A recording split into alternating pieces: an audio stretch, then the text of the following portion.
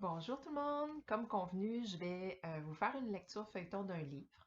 Une lecture feuilleton, c'est de vous lire un petit passage à la fois, comme on a fait avec L'homme de la cave. Le livre que j'avais envie de vous lire, c'est celui-ci. Même pas vrai. Là, je sais que vous le voyez à l'envers parce que j'ai pas vraiment le choix quand je me filme d'avoir l'écran inversé. Donc, même pas vrai, c'est écrit par Larry Tremblay. Larry Tremblay, c'est un auteur qu'on ne connaît pas, qu'on n'a jamais vu en classe, pour la simple et bonne raison que c'est un des seuls livres jeunesse qu'il a écrit.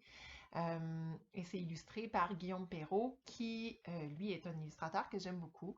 Dans la classe, on a le facteur de l'espace qui est illustré par Guillaume Perrault. Je sais qu'il y en a plusieurs d'entre vous qui l'avez lu. Il y a aussi Cumulus et Mammouth Rock qu'on a dans la classe qui sont illustrés par Guillaume Perrault. C'est édité aux éditions La Bagnole. Voilà, voilà, La Bagnole. On a lu plusieurs livres des éditions de La Bagnole et il y en a beaucoup en classe. Entre autres, le dernier livre qu'on a lu qui est édité chez La Bagnole, c'est Dépareillé. Et dans la classe, peut-être que tu as déjà lu la série de livres de poésie Mingan, Hochelaga, Bagage, Haïti, mon pays. Les livres de Mireille Levert aussi, qui sont des recueils de poésie qui sont dans la classe, qui sont édités aux éditions La Bagnole. Et il y en a beaucoup d'autres sur la capsule didactique. Je vais vous en nommer, puis vous m'indiquerez si vous les avez lus ou non.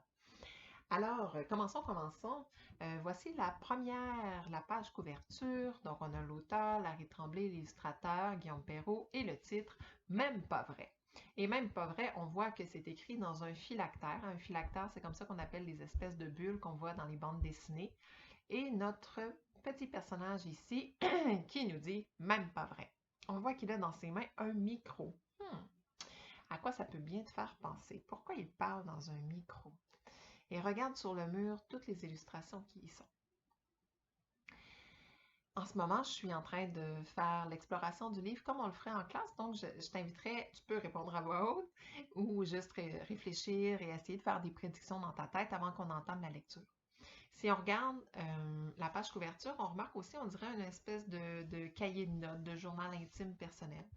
Et si j'ouvre pour vous montrer aussi la quatrième de couverture, hein, on voit que c'est continu. Et je vous lis la quatrième de couverture. Si vous demandez à ma mère ce qu'elle pense de moi, elle vous répondra que j'exagère tout le temps. Pardon, j'ai un chat dans la gorge. Si vous demandez à mon père, il dira la même chose. Et si ma petite sœur parlait, je suis presque sûre que ce serait pareil. Tout ça parce que je parle dans un micro imaginaire. Ça m'amuse, moi, de transformer ma vie en reportage. Pourquoi c'est un problème? Hmm. Alors, pourquoi partir dans un micro? On sait maintenant que c'est un micro imaginaire et il transforme sa vie en reportage. Un reportage, c'est une courte séquence où on démontre quelque chose de la vie.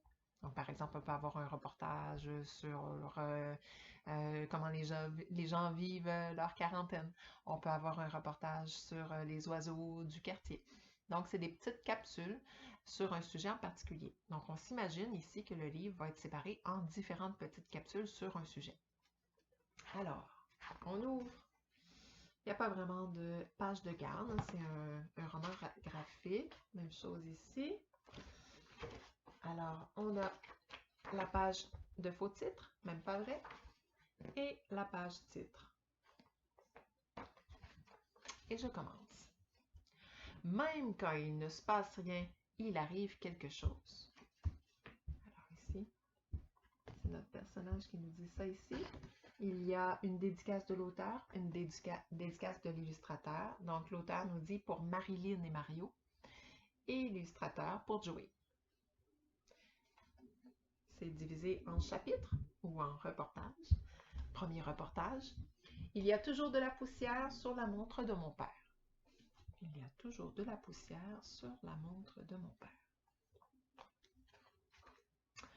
Aujourd'hui à l'école, Mélanie nous a demandé de nous présenter. Faites comme si vous étiez à la télé en train de faire un reportage.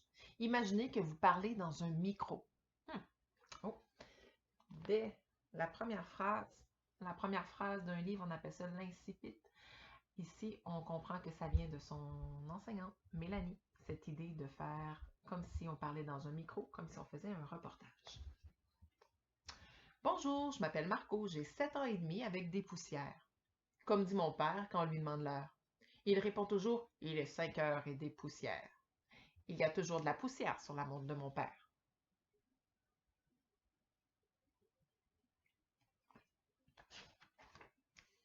Quand une grande personne me demande ce que je veux faire plus tard, je me gratte la tête.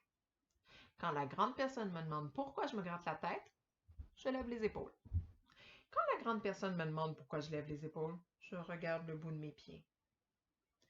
Après un petit silence, la grande personne regarde le bout de ses pieds, se gratte la tête et s'en va en levant les épaules.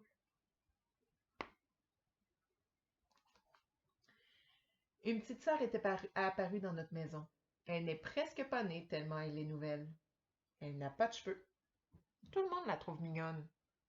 Moi non. Elle a le visage frisé comme un chou.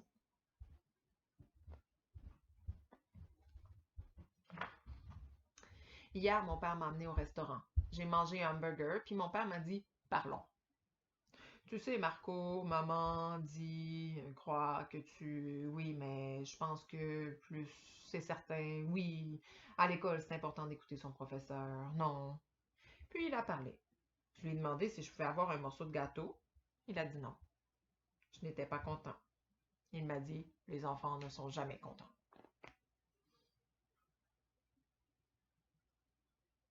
Fin du premier reportage. Début du second. Le temps passe très lentement dans un pot. L'été passé, j'avais une fleur dans un pot. Une rouge avec des étamines noires. C'est ma mère qui m'a parlé d'étamines. C'est l'organe mâle de la fleur. Bon, la fleur a passé l'été, puis elle est morte.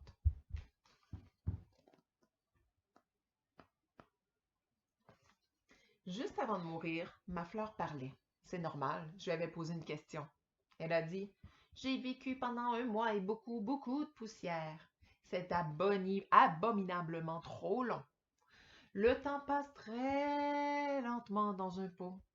Je vais enfin mourir. Youpi! » C'est là qu'elle est morte, ma fleur. Moi, j'ai dit « OK. »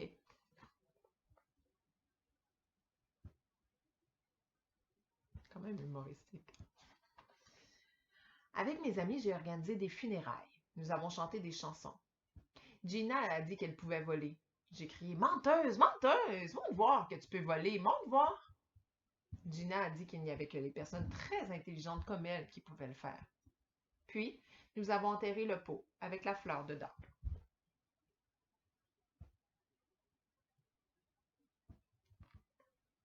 J'ai appelé Gina au téléphone. Je lui ai dit que j'avais rêvé de ma fleur. Dans mon rêve, ma fleur pleurait. Elle étouffait parce qu'elle était vraiment trop enterrée.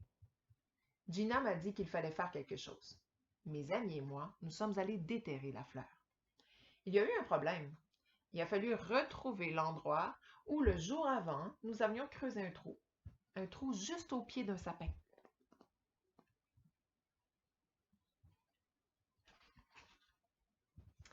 Nous avons passé la journée à creuser des trous au pied des sapins. Personne n'a retrouvé la boîte de chaussures dans laquelle ma fleur et son pot ont été placés pour l'éternité. La terre les avait mangés. Gina a dit que c'était un mystère, qu'une boîte de chaussures, ça prend du temps pour être mangée complètement.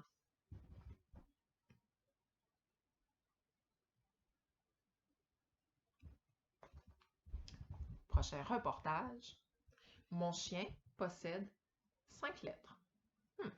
C-H-I-E-N-A, chien, 5 lettres. Est-ce que c'est ça qui veut dire? Au revoir. Mélanie nous a demandé d'écrire un poème. Toute la classe a crié « C'est quoi un poème? C'est quoi, toi, un poème? » Je vais te poser cette question-là tout à l'heure.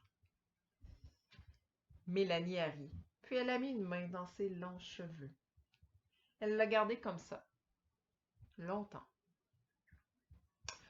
Un poème, ce sont des mots qui se mettent à dire autrement que ce qu'ils ont l'habitude de dire. Comme si les mots étaient fatigués de signifier la même chose. Alors ils se regroupent pour inventer de nouveaux jeux. Moi, j'ai écrit un poème sur mon chien.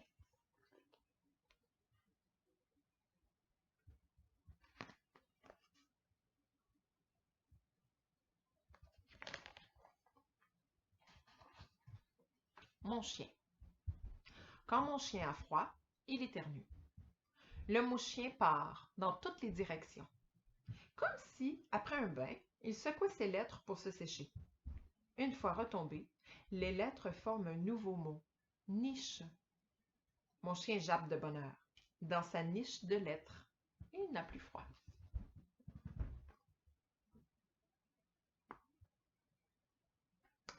Et je m'arrête ici pour aujourd'hui. Je vais te poser quelques questions en lien avec ce livre-là via Didacti. Donc, j'espère que tu vas y répondre. Et en écriture, je vous avais dit je vais aller vous faire une mini-capsule sur la poésie. Alors, comme Marco, vous allez avoir la chance d'écrire votre poème, vous aussi. Alors, j'espère que vous avez aimé ce premier segment de lecture et je vous en offre un autre la semaine prochaine. Je vous embrasse. Bye bye.